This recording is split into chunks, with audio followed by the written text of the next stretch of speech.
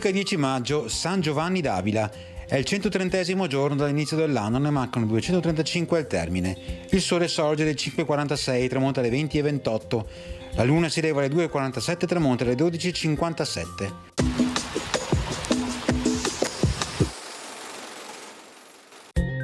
Arriva a Venezia il Papa Alessandro III.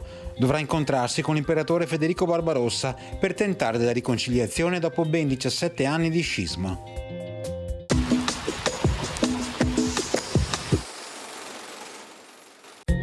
Le previsioni per domani: tempo instabile con schiarite e addensamenti nuvolosi più frequenti sulle zone montane, precipitazioni, varie fasi di fenomeni sparsi, a tratti anche piuttosto diffusi, tra cui probabili rovesci o temporali, probabile diradamento da sud-ovest in serata.